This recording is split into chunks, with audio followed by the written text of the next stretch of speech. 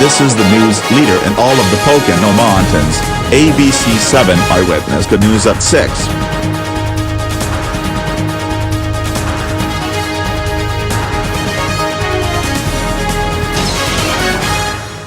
Good evening everyone, I'm Jessica Clark and welcome to Eyewitness News at 6. We begin with a developing story on the Lower East Side in New York City. The NYPD is moving the former Uber driver who was suspected and accused of driving a ghost car for his job as an Uber driver. The NYPD had been alerted by the MTA Bridges and Tunnels Division and the Easy Pass agency that a Jeep Grand Cherokee was being driven with a tinted piece of plexiglass over the front and rear license plates.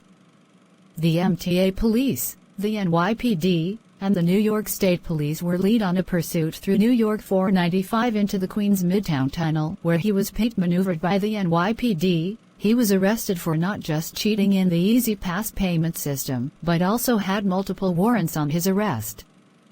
He will be moved to the 1st Precinct on Northmore Street in Lower Manhattan while awaiting his court hearing. We have a developing story in Yonkers, New York. Yonkers police are investigating the cause of a possible homicide in Getty Square. Yonkers police are looking for 25-year-old Jason Lee Matthews, who is suspected of killing 45-year-old Daniel Watson at around 7:30 last night near the Yonkers train station in Yonkers. Jason was last seen getting on a Manhattan-bound train heading for Grand Central Terminal in New York City. The NYPD was alerted by Yonkers police to be on the lookout for him. This includes the MTA police if they spot the suspect. Stay tuned to CBS New York and our sister station WABC 7 for the latest updates on this tri-state area-wide manhunt. In a little less than 4 weeks will mark the 7th anniversary of the deadly shooting and the deadly hit-and-runs that killed and severely injured many pedestrians in Lower Manhattan back on Halloween afternoon of 2017. The defendant Sayfullo Sayapov was sentenced to 10 life sentences by a New York City judge just recently for the multiple lives he claimed in the deadly shooting and the deadly hit-and-runs he committed. The suspect was an ISIS terrorist attempting to commit another terrorist attack in New York. Sayapov had rented a Home Depot truck that was used in this deadly attack almost 7 years ago. After crashing into another vehicle along the West Side Highway, Sayapov hopped out of the truck, pulled out 2 .45 caliber handguns, and opened fire and mowed down many civilians. Some students with learning disabilities in New York City were on their way back from a field trip when the incident happened. One of those special ed students was taken to a nearby hospital for treatment. The NYPD shot Sayapov after a massive firefight in the street. Sayapov will remain in prison for the rest of his life without bond. Well, we thought that we saw New York Yankees captain and home run star Aaron Judge beat Roger Maris's home run record 2 years ago. Aaron Judge is now chasing history once again, this time to beat his own record of 62 home runs with 63 home runs.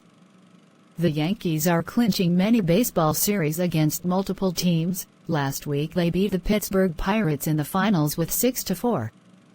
They are fighting to win against the Kansas City Royals this week for another clinch closer to the World Series. If the New York Mets get eliminated by the Milwaukee Brewers, the Brewers will advance to another game closer to the World Series. Some Yankee fans are hoping for a rematch at Yankee Stadium against the Philadelphia Phillies in the World Series if this leaves the Yankees and Phillies the only two left in baseball this season. And if the Yankees win all 7 games in the World Series, they will claim their World Series championship pennant for the 28th time. The Yankees haven't been to the World Series since 2009 after Yankees closer Mariano Rivera got the last out in Game 6 of the 2009 World Series and claimed their championship pennant for the 27th time after winning against the Phillies 15 years ago. Here's a look at our AccuWeather forecast. We have some scattered showers moving northeast at 10 to 15 miles an hour heading towards Delaware.